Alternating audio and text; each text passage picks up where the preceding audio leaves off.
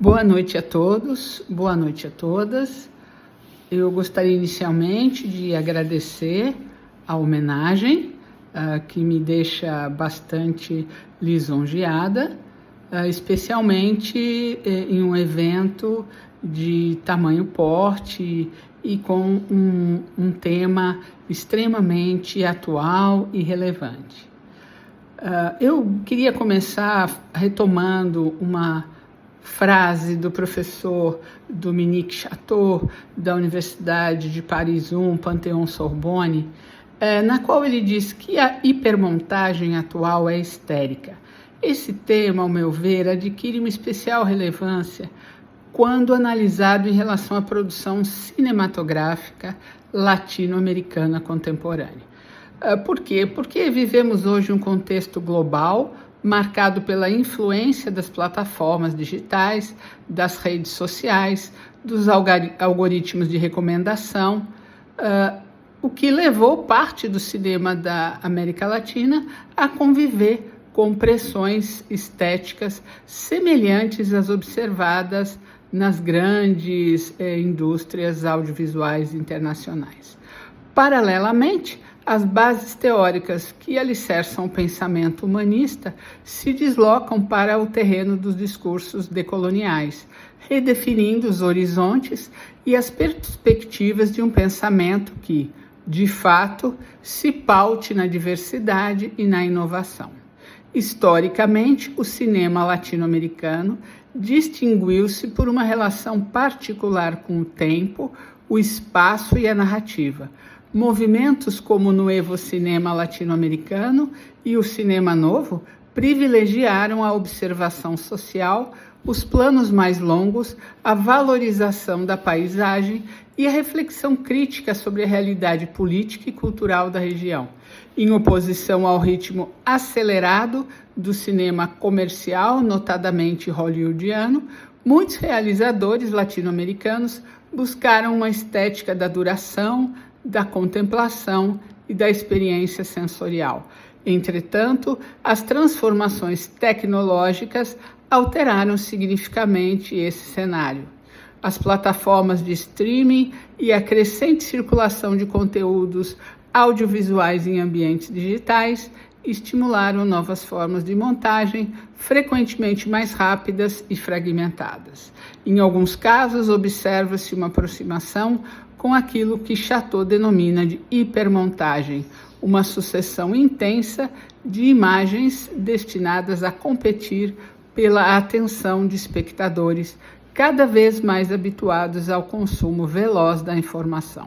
Ao mesmo tempo, uma parcela importante do cinema americano apresenta uma resposta crítica a essa lógica de aceleração. Cineastas como Lucrécia Martel, Kleber Mendonça, Alonso Ruiz Palacios exploram frequentemente ritmos narrativos mais pausados, planos de maior duração e construções visuais que exigem participação mais ativa do espectador. A montagem não busca apenas estimular, mas também criar espaços para observação, memória e reflexão. Essa resistência estética, aliás, um tema sempre presente na produção cinematográfica latino-americana, intensifica a diversidade cultural, em contraste com essa homogeneização promovida pelos mercados globais de entretenimento.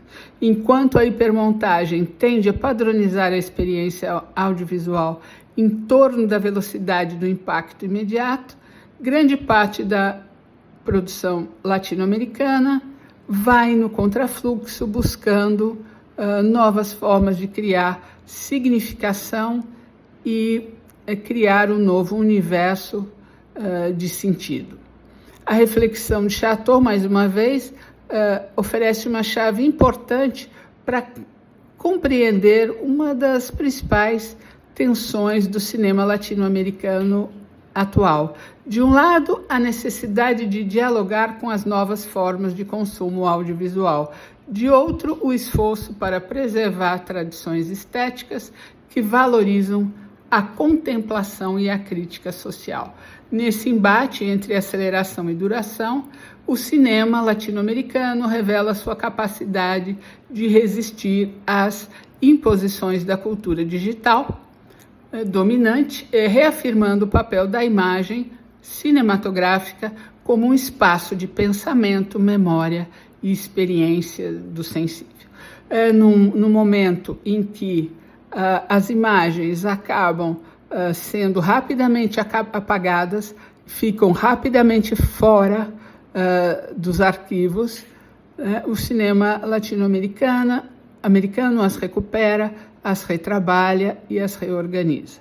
Observando o próprio programa do evento, né, que se inicia hoje, é possível perceber, né, o quanto essas questões vão sendo analisadas ao longo de cada uma das apresentações, permitindo que se tenha um panorama bem cuidadoso do que está sendo realizado hoje, como essa realização tem seus desdobramentos históricos, né, e quais as perspectivas que se alinhavam para um futuro cada vez mais tecnológico, mas não simplesmente dominado, né, por esse universo, né, ao contrário, tentando resistir de maneira contumaz, né, a esse processo de uma certa homogeneização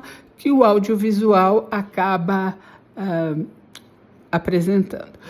Recentemente, num dos meus livros, em que eu apresento a história do cinema nos dispositivos móveis, eu tento, num primeiro momento, falar um pouco sobre essa questão do apagamento. A própria história do cinema, feito por dispositivos móveis, vai sendo apagada em função das plataformas que deixam de estar no ar, né, dos periódicos que também deixam de se manter ativos, dos próprios portfólios dos cineastas que passam a não mais estar disponíveis para consulta.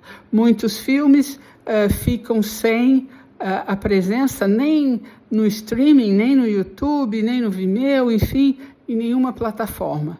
Então, esse universo representado por esses trabalhos que serão apresentados a partir de hoje, esse é um universo muito rico e que vai corroborar para a manutenção da memória, para o incentivo a estudos futuros e para a perspectiva mais abrangente de um cinema que é também um cinema que se preocupa com a questão social, a questão decolonial, a questão da inovação e da soberania de uma América Latina sempre resistente.